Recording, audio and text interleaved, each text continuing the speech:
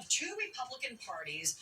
On one hand, Mike Pence delivering the harshest rebuke yet of his former boss, saying Donald Trump's claim that he could have overturned the results of the 2020 election is, quote, wrong. On the other hand, you have the RNC censuring Congresswoman Liz Cheney, and then Congressman Adam Kinzinger as well for their roles in the House probe of the January 6th insurrection. That resolution receiving some major backlash for referring to the attack as legitimate political discourse. We're going to have a live report on all of that in just a moment for you. But first, at the White House, some much needed good news on the economic front, as 467,000 jobs were added in January, soaring past expectations. But with inflation still a major concern, White House Chief of Staff Ron Klain says these numbers are a good indication of what's to come. I know voters are feeling that anxiety that comes from the pandemic continuing, from seeing stores shut, from being uncertain about the future, and also from the fact that they're paying higher prices. There's no question about it. Inflation is a factor. But we've made a lot of progress on the jobs front. We're tackling this question of costs. Wages are going up. I think people will start to feel the economy more as all this sets in and as they can exhale when they see that we're getting the pandemic more and more under control.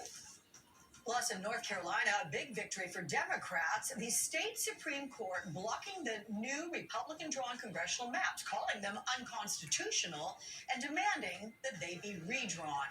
Let's begin the hour with NBC's Josh Letterman in Wilmington, Delaware. That's where the president is spending his weekend. Josh, welcome to you on this Saturday. You have Mike Pence making some of his strongest remarks against Donald Trump. What sparked this war of words?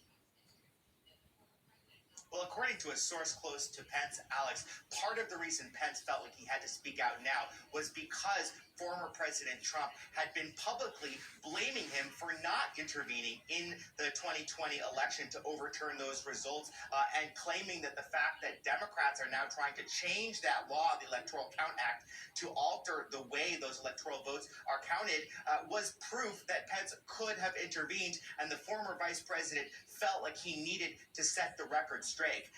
You know, it's remarkable when we look at how the former vice president really towed the party line for 4 years, was so loyal to former President Trump, even, frankly, Alex, as protesters on January 6th were shouting, "Hang Mike Pence," outside of the Capitol. And that's what makes it so much more stunning to see now that this rift between Trump and Pence is bursting out into the open. The Republican Party in a political battle against itself, after a split-screen moment laid bare growing divisions among Republicans about former President Trump's role, both past and future. President Trump is wrong. Former Vice President Mike Pence ripping into Mr. Trump for insisting that Mr. Pence could have rejected the 2020 election results. I had no right to overturn the election. Frankly, there is no idea more un-American than the notion that any one person could choose the American president. That sharp rebuke coming after Mr. Trump blamed his former vice president for not intervening on January 6th.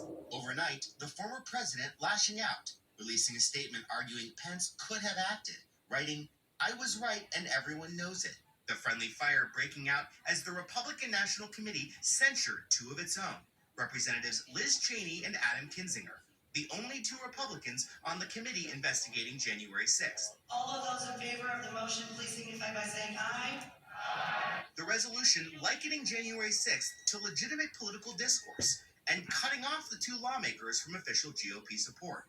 Just a lonely handful of Republicans defending Cheney and Kinzinger for seeking truth about January 6th.